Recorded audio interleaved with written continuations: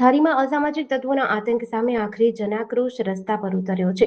શાસક પક્ષના ધારાસભ્ય, માજી ધારાસભ્ય, પાલિકા પ્રમુખ, ચેમ્બર ઓફ કોમર્સ, સામાજિક અને રાજકીય આગેવાનો સહિત હજારો લોકોએ પ્રાંત અધિકારીને આવેદનપત્ર પાઠવી અસામાજિક તત્વો અને દારૂના અડ્ડાઓ સામે તાત્કાલિક કડક કાર્યવાહી કરવાની માંગ કરી છે.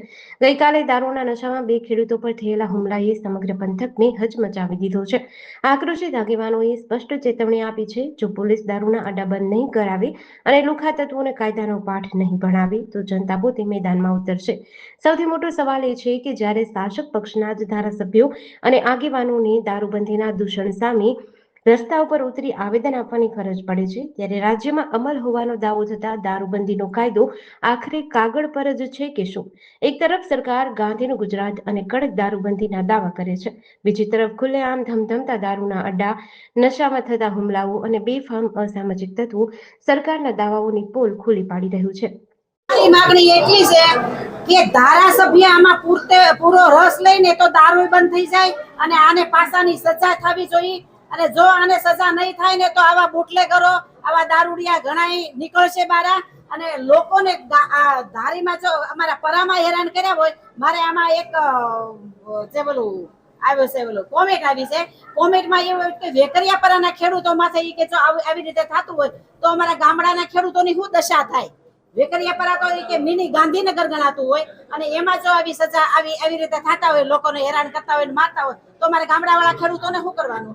એટલે આમાં ધારાસભ્ય અને તંત્ર બધાય જો એક થઈ અને હિંમત કરે, મહેનત કરે ને તો બધું બંધ થઈ જાય. અત્યારે પ્રેમપરાની અંદર જે ગાડીઓ પડી હોય, ગાડી ઉપર જુદી જુદી બ્રાન્ડની ઓલી બોટલો પડી હોય અને ત્યાં દારૂડિયા દારૂ પીવે, ત્યાં પાણીના ઓલા કેરબા પડ્યા હોય એટલે એ પાણી નથી પીવે, દારૂ નથી પીવે, પેલું શું કહેવાય દારૂ વાળે ખાઈ શું કહેવાય બાઇટિંગ, એ બાઇટિંગ નથી એને મળી રહે.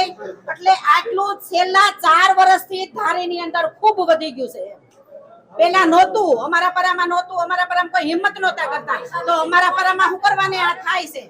એટલે અમારી ફક્ત એટલી માંગણી છે કે આને પાસાની સજા થવી જોઈએ. સાંજે 5 વાગે જે ખેડૂતો નનુભાઈ અને એના ભાઈ અરવિંદભાઈ બંને એના ખેતરમાં ખેતી કામ કરતા હતા, ત્યારે અસામાજિક તત્વો દારૂ પી અને આ બંને ખેડૂતોને ખૂબ જ માર્યા છે.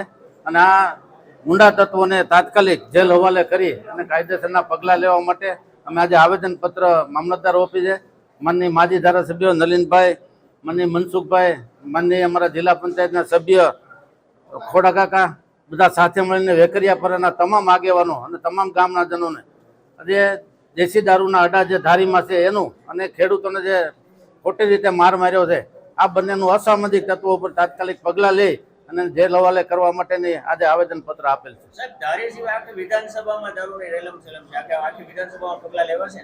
આખા અત્યારે જે ડીએસપીને કીધેલું છે, કાલે સાંજે બનાવ બન્યો ત્યારથી કે તાત્કાલિક પગલાં લઈને બંધ થવું જોઈએ, એના માટે આજે ડીએસપી સાહેબને કાલ રાત્રે જ કીધેલું. કયા પ્રકારના પગલાં લેવાશે, શું માંગ? દારૂના અડ્ડા બંધ કરવા જોઈએ.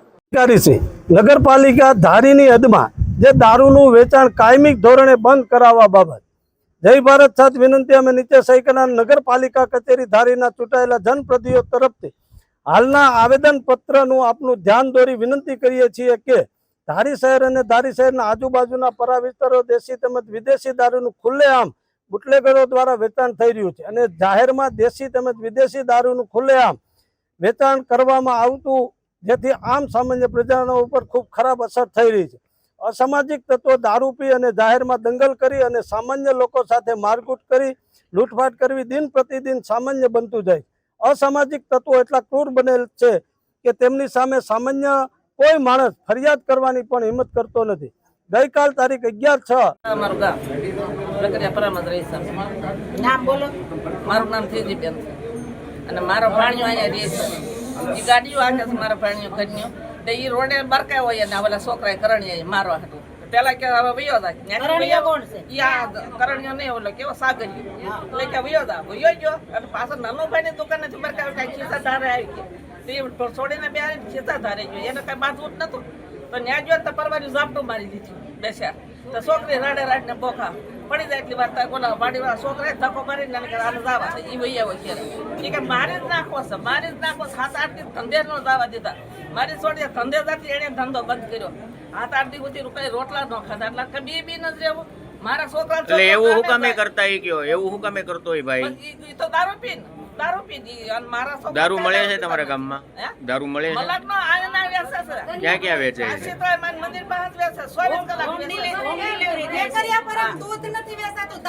જેડીસી ન્યૂઝ સાથે મૌલિક દોશી, અમરેલી.